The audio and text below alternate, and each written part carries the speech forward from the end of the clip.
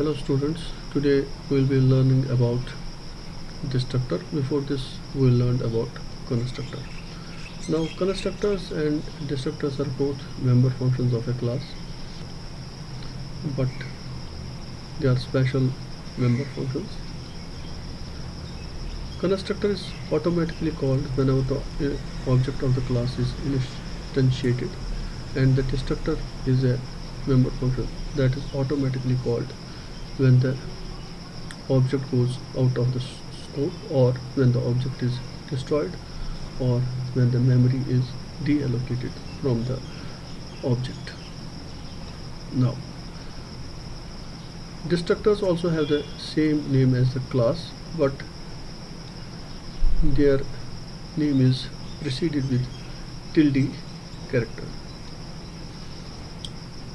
For automatic local objects, destructor is called automatically whenever the object goes out of the scope, that is, whenever the call to a particular function is terminated, whether the function is a member function of a particular class or a non-member function. Note, the objects can be either local or global. Local objects are those objects which are declared within the functions, and global objects are those objects which are instantiated outside the function bodies. So for local objects, the destructors will be called whenever the memory will be deallocated from that local object, that is, when the call to the particular function is terminated. Now, for global and static objects, the destructor is called automatically when the program is terminated.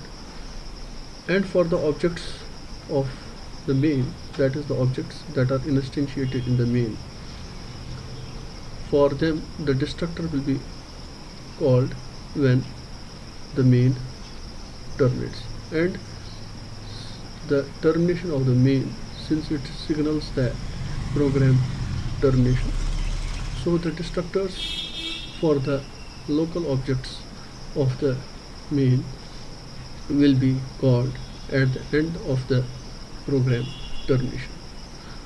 Since the constructors are used for object initialization, and initialization means giving values to different members, or calling a function, or allocating memory to different members.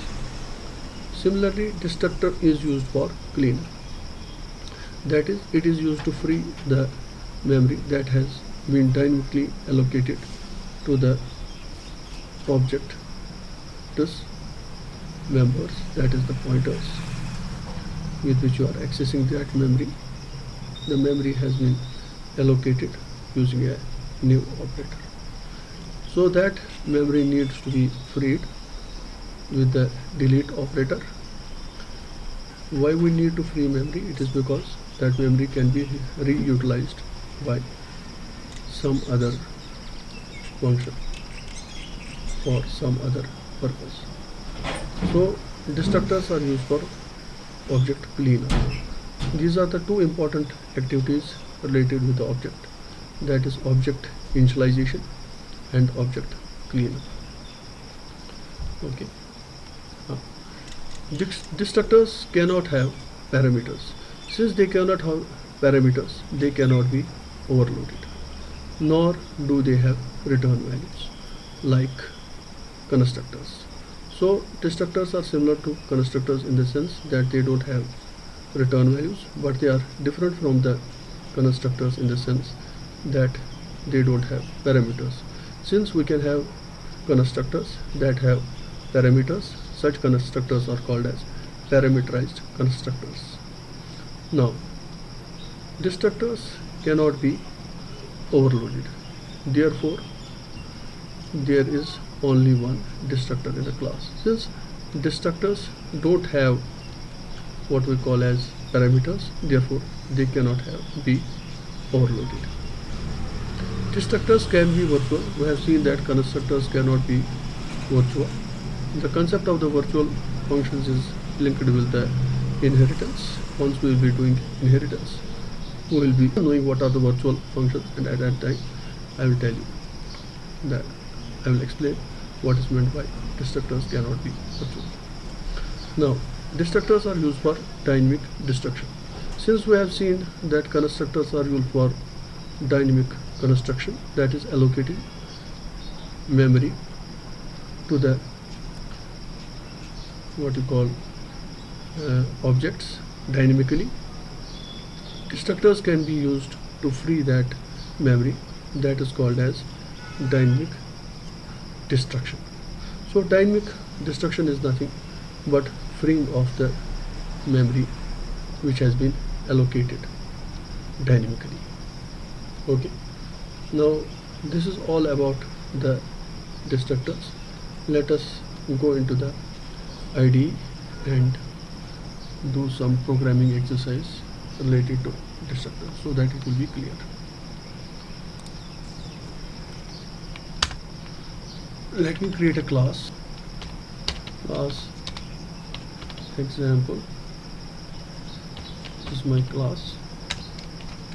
Okay, this class has two members, say integer a, and I have to write this in public section, suppose. Now I will define a constructor. Since the name of the constructor is same that of the class, so I name that constructor as example.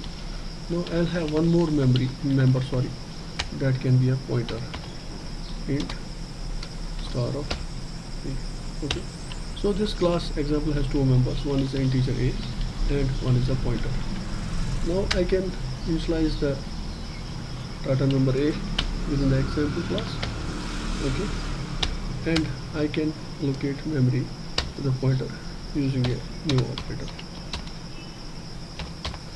I'll explain this in detail. What is the meaning of this statement p equal to new int once I'll be talking about the dynamic objects, but you can take it that new is used to allocate the memory for a integer that is 2 bytes, and the address that the new returns is assigned to the p, that is the pointer. Since the p contains the address that is returned by the new, this pointer p can be used to access the memory that has been allocated by the new. So the constructors are used for dynamic construction, that is allocating the memory in the class and then storing the address of that memory in some pointer so that it can be accessed. Okay, now let us create a destructor. Since the destructor also has the same name as the class, okay, now you can see this is a destructor, but you have to precede it with the tilde character. This is an indication that this is a destructor. Now destructor does not have a return value and so does not have a constructor, but constructors can have arguments. We have seen that in the program related to constructors, but destructors do not have parameters, therefore they cannot be overloaded. Now the use of destructors is dynamic destruction. Likewise, in the constructor example, I did the dynamic construction, that is I allocated the memory and stored the address of that memory in p so that it can be accessed. Now in destructors I can free that memory. How do we free the memory? We use a delete operator for that, and we give the name of a pointer p so that the memory can be freed. So destructors are used for dynamic destruction.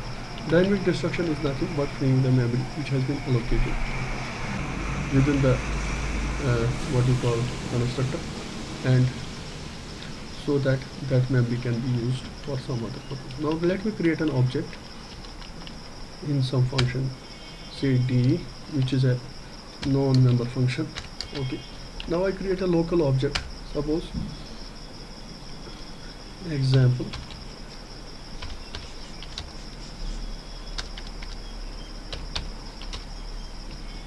o. Okay, now this object has been created within the d. Let us see what happens in the main once I call this function d. Okay, let us execute this program. Now within the main I am calling the function D. Since D is called, and within the D I have instantiated a class O of the type example. Once the control moves out of the D, the destructor will be called, but before the constructor will be called before that, once the object has been instantiated. If you see here, firstly the constructor will be called. You see, once I press F7, see the constructor has been called. So the constructor is called before the destructor. This is the order. Construction will take place always before the destruction, because object initialization is the first step, and later on the cleanup will take place.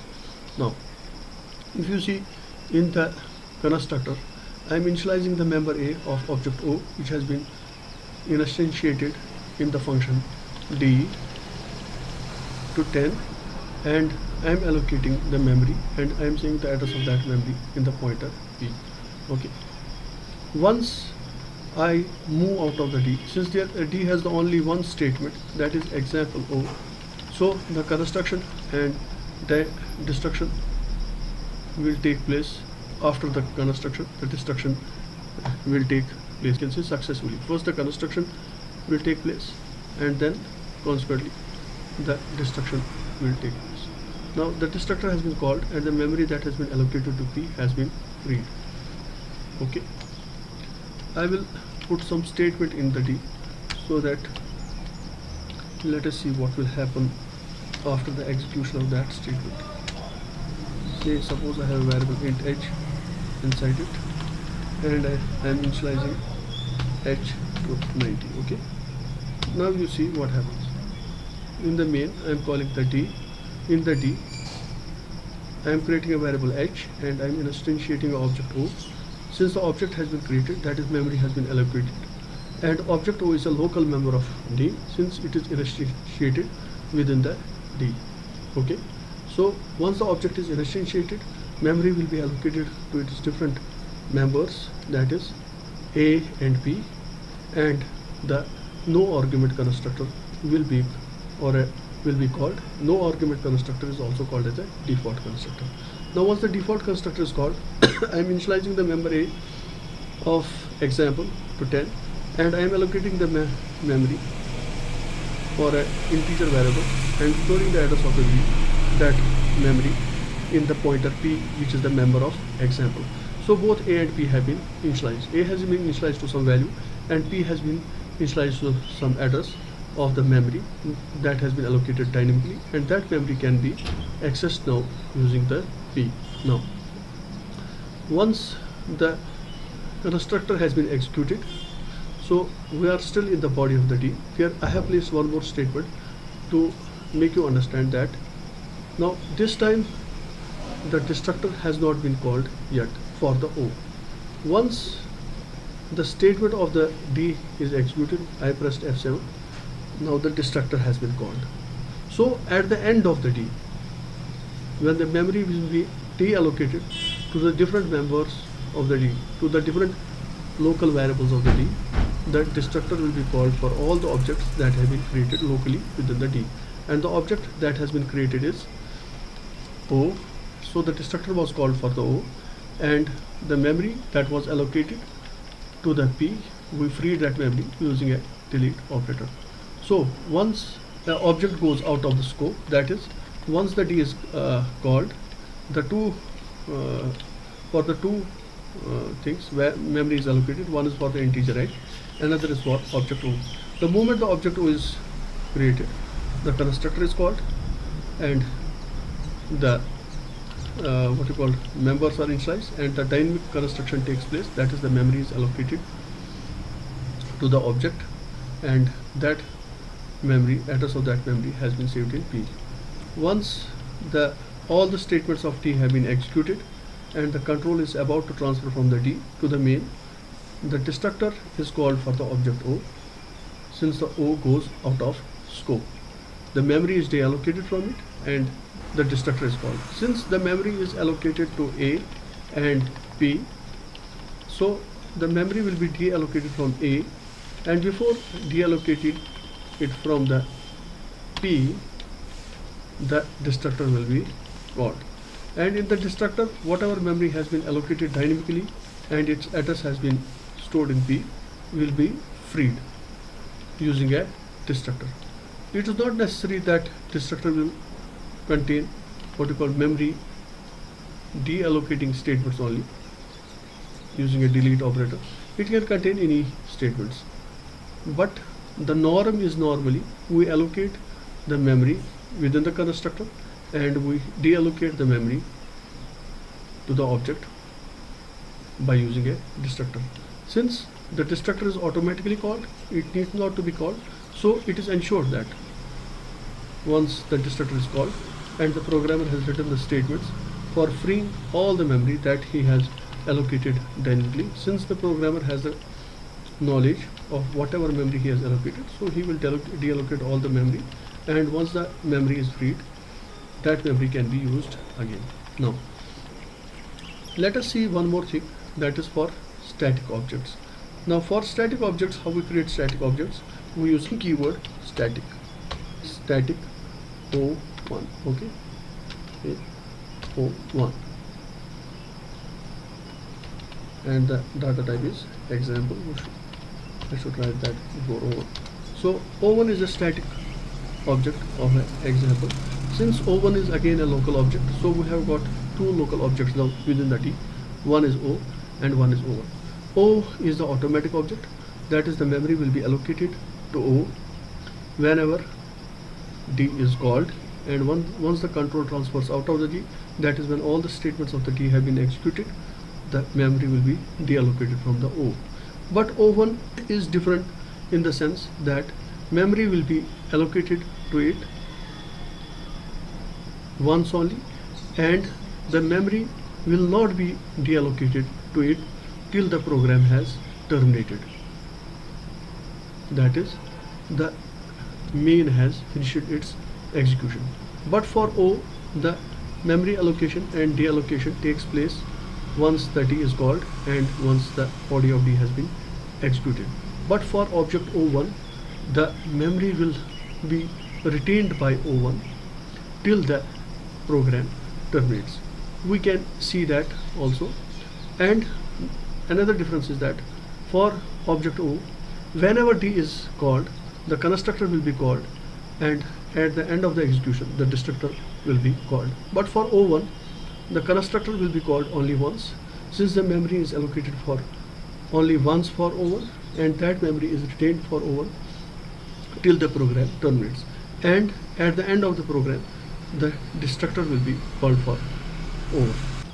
Okay, there is already a constructor and a destructor. Now I will have to make one more call to D. Kindly see the difference and observe this difference. So the main is calling D. Okay, now I start execution. The main is calling D, and within the D I am creating two objects. One is the static object and one is a non-static object, or the automatic object. Now both O and O1 are local members of D because they have been instantiated within the D. This is another important point. Then the third important point is that memory will be allocated to O as many times D will be called, and it will be deallocated from O as many times the body of D is executed. But since the memory is allocated to O as many times the body of D is called, therefore the constructor will be called for O for every call of the D, and the destructor will be also called for every call of D. Since O1 is a static object, and for static objects the memory is allocated only once, and that memory is retained till the program termination, so the constructor will be only called once for this object O1, and destructor will be also called once. You will see that difference yourself. Let us go ahead with the execution of the D. Now example O, the object of the example has been instantiated and the name of the object is O. Once the O has been instantiated, this is the local variable of the D or the local object of the D. You will see the constructor will be called, okay, because object has been instantiated and its members have been initialized, that is A and P. A is initialized to 10 and P is initialized to the address of the memory chunk that has been allocated by the new for an integer variable. Now since the memory is allocated dynamically to the P, so we call it as a dynamic construction.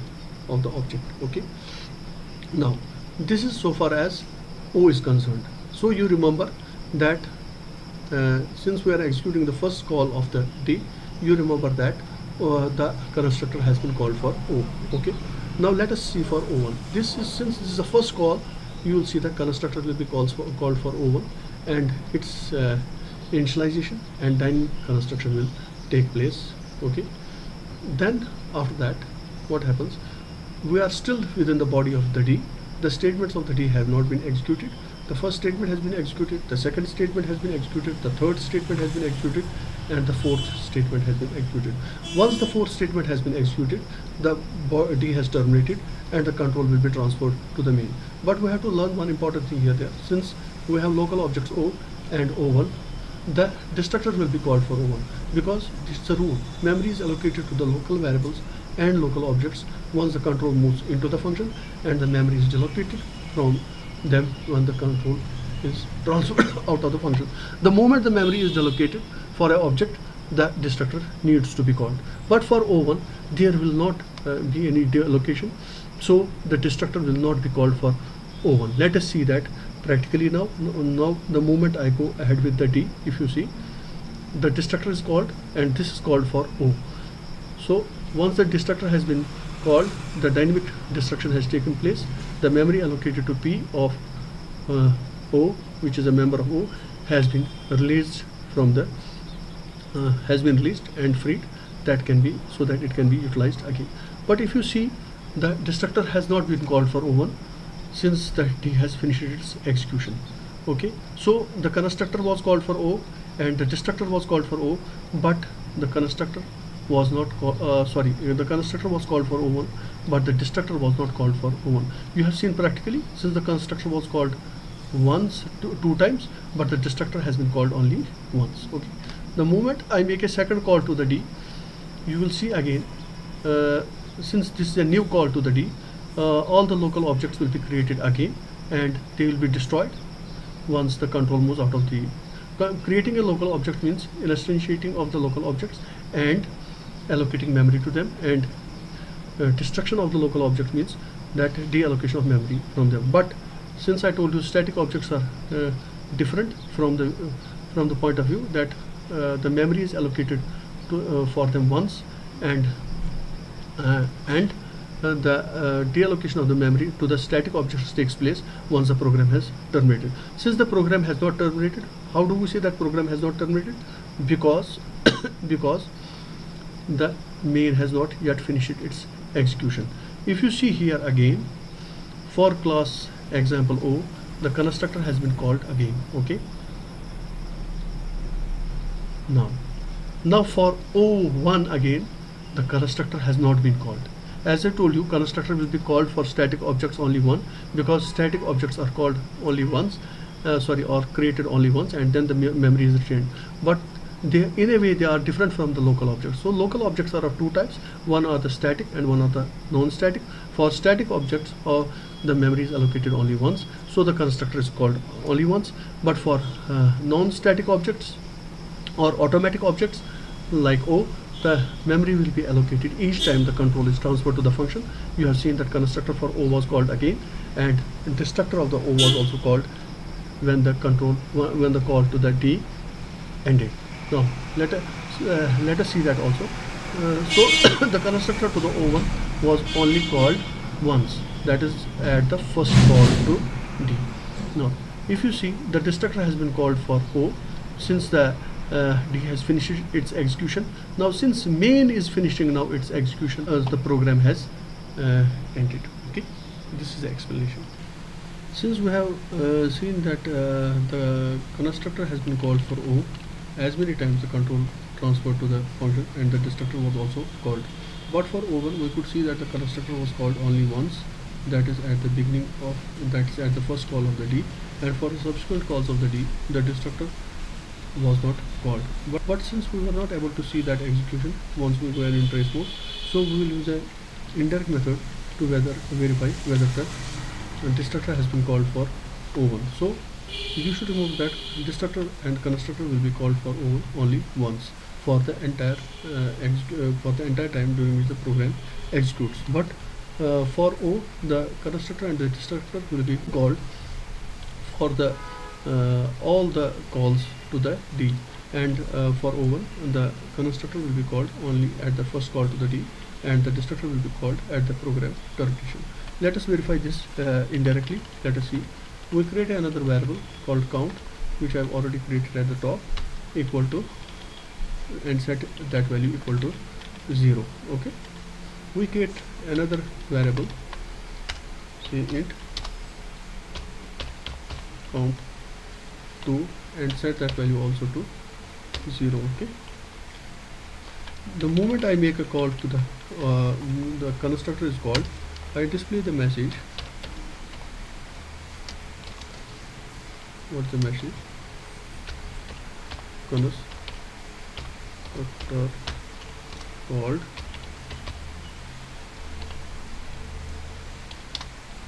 call number. We give call number here.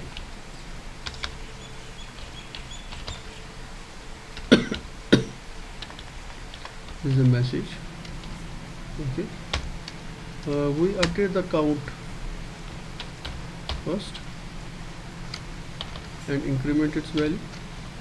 Then we can display the count. At each call to the constructor, the count will be incremented and that value will be displayed.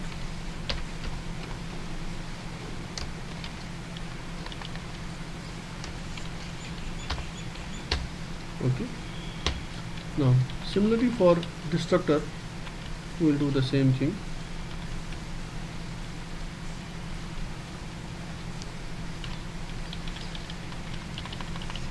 But we will use separate variable.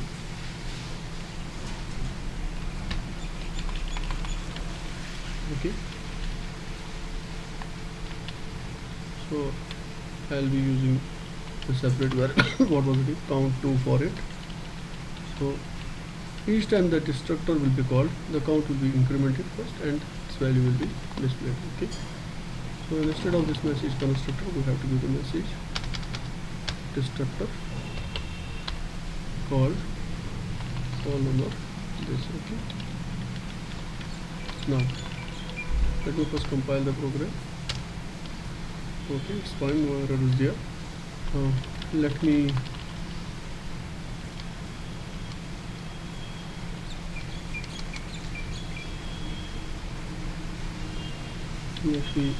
clear the screen first.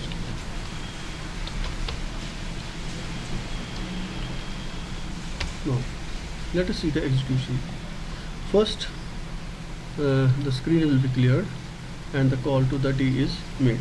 Since we are discussing the order of the construction for local objects, which are of two types. The one is the automatic local object and one is the static local objects. Automatic local objects are also called non-static objects. Both the objects, that is automatic and local objects, are instantiated within a function D. Okay, that is, they have been declared within the D. That is why they are local objects. Now for O, if you see, for the first call, the constructor is called. Okay, this is the first call to the constructor. Okay, and we will see the results of that call. See, the constructor has been called and call number is 1. Okay, and then for the static object O1, as I told, the constructor will be called only once. So the constructor has been called. So this is the second call to the constructor. Okay, that has been used in creating O1. Since O1 for O1 the memory is allocated once only, so this was the two calls to the constructor. The first call was made when O was created and the second call was made when O1 was created. Okay, now the destructor has been called, and if you see, the message will come after this. The message is that the destructor has been called and the call number is 1. This destructor has been called for O because it is a non-static object. Now destructor won't be called for O1. You see, no call has been made to the destructor. Okay, but the call, since for the first call of the D, the constructor has been called for O as well as O1. Now for the second call, if you see again, the constructor will be again called for O for its construction. So the call has taken place, and this is basically, so far we have made actually 3 calls to the constructor. First call was for O, the second call was for O1, and then the destructor was called for O. Once the control transferred to the main, then the Q was called again. Now the constructor has been called, that is the third call. This is since O has been recreated. Memory is allocated to the O since it's a local object for each call to the D. Okay. For O1, if you see, no constructor has been called. So O1, the previous memory that was allocated has been reutilized. Now the destructor has been called. Again, this destructor has been called for object O. Okay. If you see again, if you see here, the destructor has been called twice, but the constructor has been called thrice. The constructor has been called only once for object O1, but the constructor has been called twice for object O, and the destructor has been also called for the same object twice, since the D has been called 2 times. Now once we move into the main has ended. If you will observe now, which we are not able to observe, that there will be one more call to the destructor. Okay, and we will see that call once we go into the user screen. See here, the destructor has been called again. The destructor has been called how many times? 1, 2 and 3 times, and the constructor has been called also 3 times. But the constructor and destructor have been called for O for each time the control was transferred to the D. So there are 2 calls to the constructor and 2 calls to the destructor for object O. Now for O1, there is a single call to the constructor and single call to the destructor. The first call that was made to the D has led to the call to the constructor of O1 first time only, and after that, once the program terminated, the call to the destructor was made for the object O. Since in the trace mode we could not trace this call, therefore I showed you how the mechanism works. Now we have seen how destructors can be created. We have seen that destructors are the special member functions that are called when the object is destroyed, in contrast to the constructor, that is, the constructor is called when object is created, and it is also a special member function. So constructors and destructors are both special member functions. Destructors have the same name as a class. Same is true of the constructors, but the destructors, the function name is preceded with a tilde character. For automatic local objects, destructor is called automatically when the object goes out of the scope. Okay, so when the control is transferred out of the function. We have seen for automatic object, and in our case the automatic object was O, whenever the call was made to the D, and when the call terminated, the destructor was called automatically for O. Okay, that is when the function D terminated. Now for global and static objects, the destructor is automatically called when the program is terminated. Okay, we have seen for static object, that is O1, that the destructor was called at the end, that is when the program terminated, and the constructor was called only once for the static object. Now destructors are used for cleanup, that is to free the dynamic memory. We have seen how we do that using a delete operator, but the constructors are used for object initialization. Okay, that is allocating the dynamic memory. Now destructor cannot have parameters and they cannot have return values, and the constructors also cannot have return values, but they can have parameters, so they can be overloaded, and the destructors cannot be overloaded. Okay, so but the destructors can be virtual and the constructors cannot be virtual. Now destructors are used for dynamic destruction and constructors are used for dynamic construction. Okay, let us again try to verify how the destructor is called for a global object and for a local object. Okay, let us try to confirm that. And now let us have a class example again.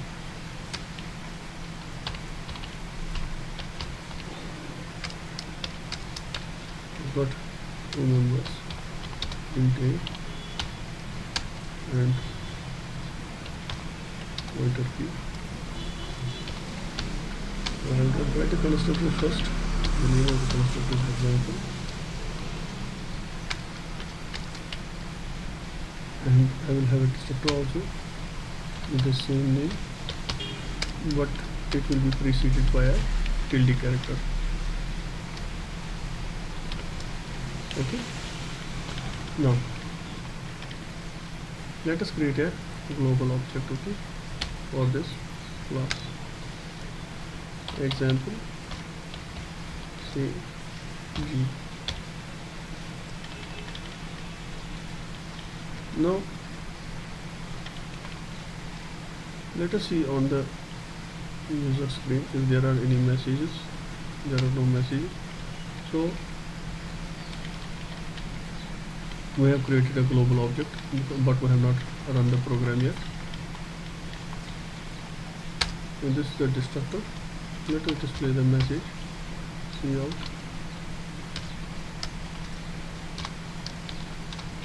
This destructor called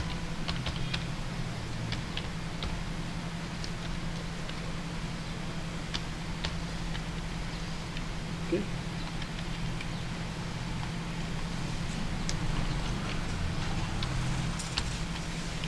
And let's say message in the constructor also.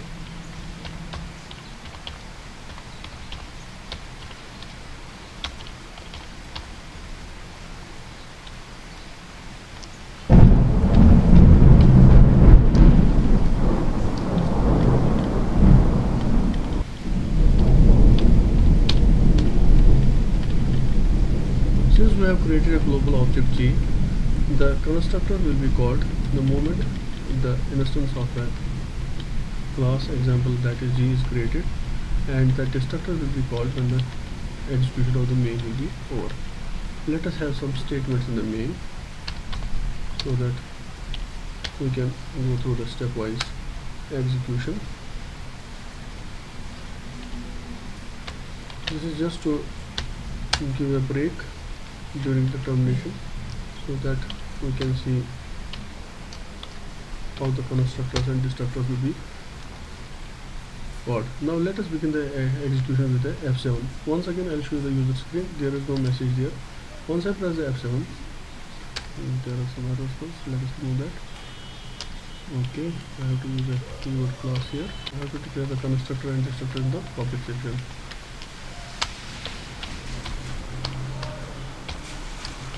So let me compile it. Once it is compiled, you see there is a success. Now let me run the program. Since I am running the program, I have created a global object G. Once I use F7, I won't be able to see the invocation of the constructor and destructor on the screen for the global object, but it will be called, and we can verify that through the message that I have given in the constructor as well as destructor. Okay. Now let us see what happens here first. Let us see the screen. Screen does not have any message. Now first I press the F7. I have started the execution of the main. Let us see if there is some message. There is a message constructor called. How does this message has come? This message has come because we have created a global object G and the constructor has been called for the G. Now since we have begun the execution of the main, and you will see here the destructor has not been invoked yet. Now if we again execute one more step of the main, that is equal to 10, you will see the destructor has not been called yet. Now the moment I call the another statement, if you see here the destructor has not been called yet. Once I execute all the statements and I see the user screen, the destructor has been called. Why the destructor has been called?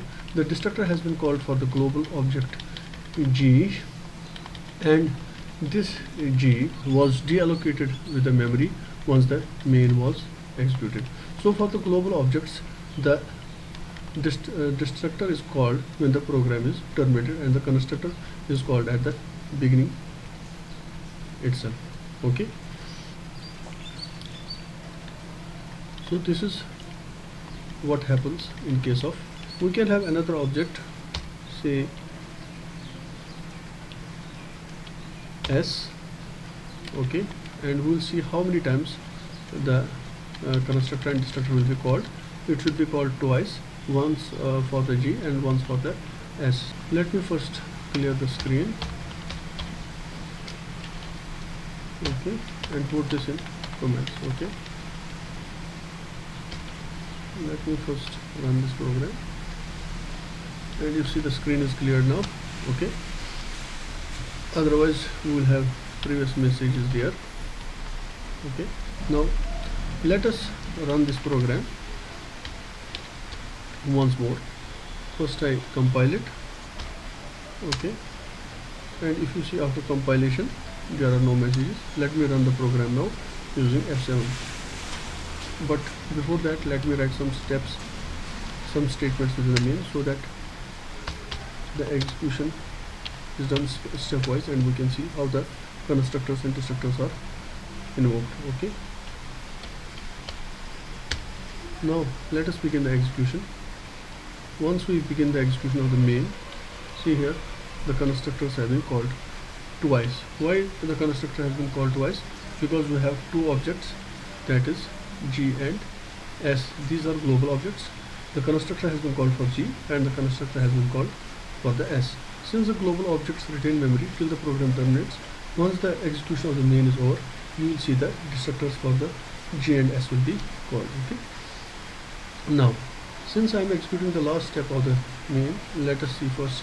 There are no destructors that have been called. Once I press F7, again we are still within the main, and once the program execution is over, now the main has been executed fully, all the statements have been executed. Let us see if the destructor has been called. Yes, the destructor has been called. Since this was not visible in the trace mode, therefore I showed you how the constructor and destructor is called for the global object. It is called at the beginning of the program execution. For all the global objects, the constructor is called, and once the program terminates, the destructor is called for all the global objects. So far as global objects are created, the constructors and destructors are called at the beginning of the program execution, and the destructors are called at the end of the program execution. So far as the local objects are created, the constructors are called for non-static local objects as many times a call is made to the function, and the destructors are called once the function call is terminated. But for the static members or static objects, the constructors are called only at the first call, and the destructors are called once the program terminates. So this is so far as the constructors and destructors are concerned, and their invocation is concerned with the so far as local objects are concerned or global objects are concerned, and whether the local objects are of type static or whether they are of non-static type. So I hope you have understood today's lecture.